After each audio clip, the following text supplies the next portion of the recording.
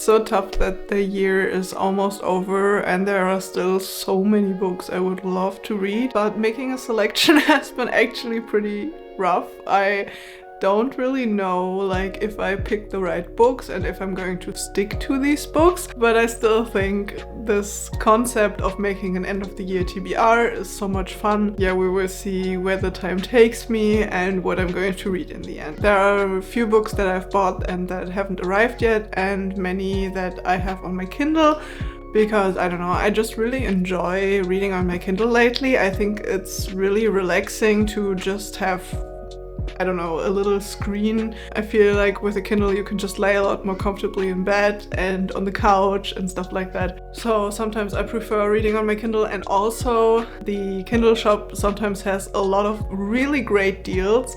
Like every month they have like books for just $1 or €1 in my case. So I would say let's get into the books that I hope to read in the last few weeks of 2023, which is crazy. It's almost 2024, which means 2014 is almost 10 years ago, and I don't really know what happened, honestly. So yeah, that's beside the point now. So let's get into the books that I hope to read in the last few weeks of 2023. So the first book that I really would love to read, that was also on my November TBR, so if you've seen that, no, I haven't read it yet, and I'm sorry for letting you down. I'm not really that good with sticking to my TBRs because I'm such a mood reader. But the first book is Idle Burning by Rin Osami. And this one is about a high school student who's like really obsessed with her idol. She thinks about nothing else and does nothing else than research her idol and listen to their music.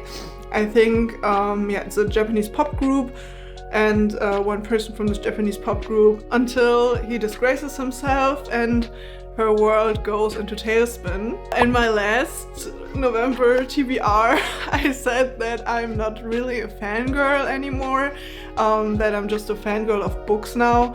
But I have to say that that has changed over the last month. I have become really obsessed with Taylor Swift, as many people on this earth are currently very obsessed with Taylor Swift. But yeah, the hype has gotten to me, and yeah, I don't know. I feel like I'm back in my fangirl phase, and I don't know, I'm having the time of my life.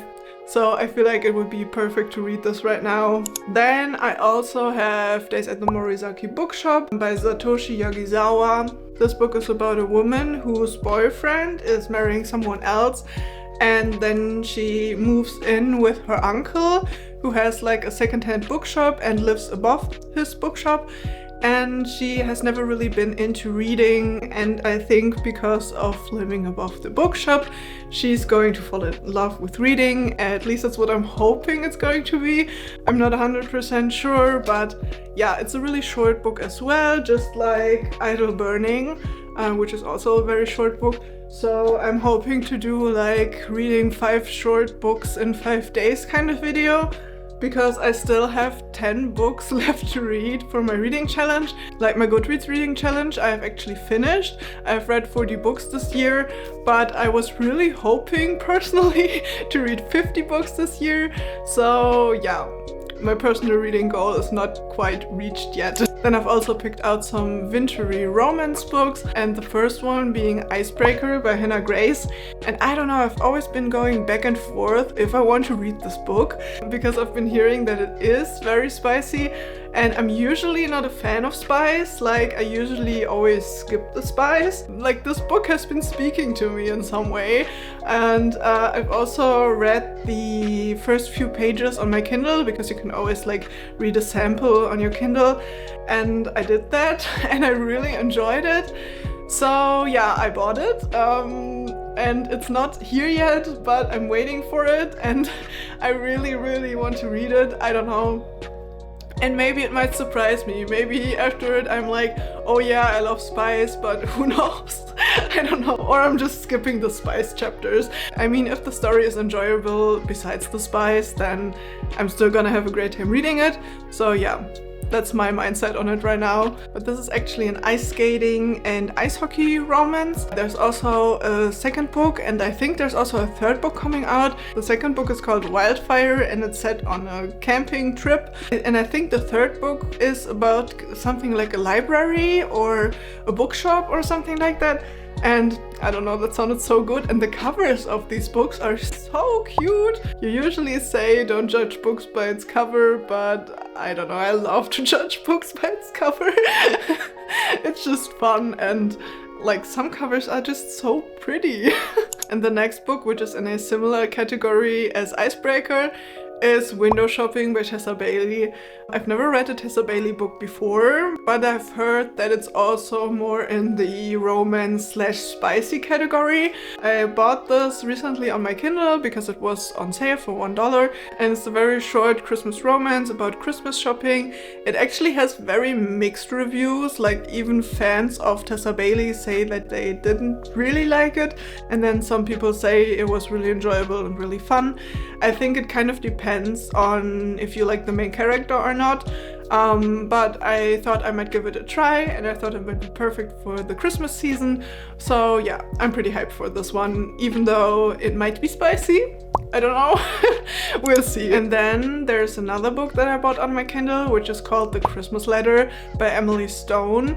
And this one is also a Christmas romance, but I think it's a more wholesome Christmas romance instead of being like a more spicy Christmas romance. And it's about Holly, who always writes Christmas letters because she is very lonely, and she writes these Christmas letters to lonely people as well.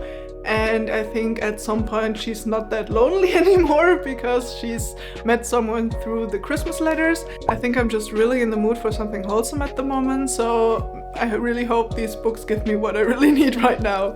And then I've also had to put in some fantasy as well, because winter is the perfect time to read fantasy. So I decided to pick up Dance of Thieves by Mary E. Pearson, which is a spin-off novel from the Remnant Chronicles, which I have read in 2021? No, in 2022. Right, last year, yes. I've not read the third one, but I've read the first two books, and I really loved them. I really loved her writing style, and I thought it was really enjoyable and also like very immersive. Like her world building was just so immersive, and I really loved that world. So I'm hoping I'm really going to enjoy Dance of Thieves. Hey Elvis! Oh yeah, he's gonna keep us company.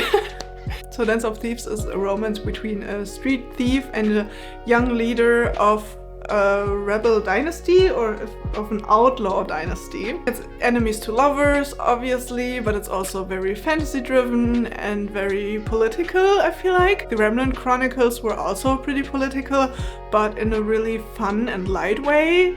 Oh yeah, and it's also one book that I bought on sale on Kindle. Another fantasy that I'm really hoping to read this year is Never by Jessa Hastings. And I've pre-ordered this one, and it's almost here, like it has been shipped already, and I'm so incredibly excited. This is the author of the Magnolia Park series, and her writing is just absolutely phenomenal. I was so in love, and still am so in love with the Magnolia Park series.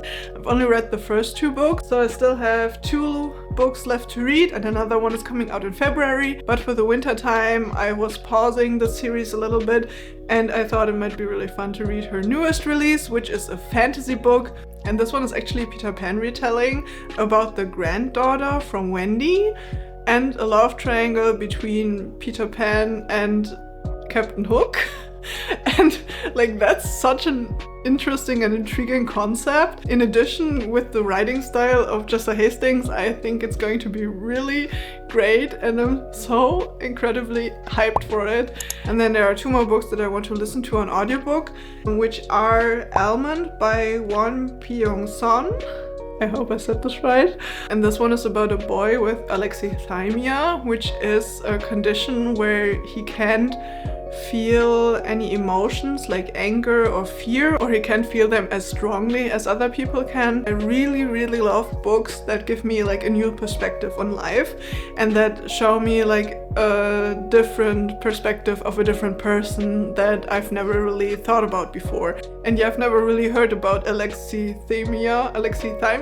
I never know how to say those alexithymia before. And I feel like it's going to be very eye-opening and going to teach me a lot of new things. And then another book I want to listen to on audiobook is Our Wives Under the Sea by Julia Armfield. This one is about Leah, who is back from a very troubling deep sea mission, and she isn't really the same afterwards. Like, her wife is really excited to see her again, but like she isn't really the same, and it seems like she has carried a lot of trauma from that mission, and there are a lot of really horrible things that have happened. The wife is not really sure if their relationship will ever be the same and if Leah will ever be the same, and I feel like that premise sounds so intriguing and very creepy as well. I'm hoping it's gonna give me some chills. So I'm really excited for this one, and this one is a really quick read as well, so I might actually listen to this one in my reading 5 books in 5 days video. And if you want to see that video, make sure you subscribe to my channel, it would mean a lot. So wish me luck that I can read all of these books and read one more book, because these were only 9 books. I just wanted to leave one spot open for a little bit of flexibility. So yeah, if you enjoyed this video, it would mean a lot if you liked this video and subscribe to my channel. And yeah, I'll see you in the next one. Bye!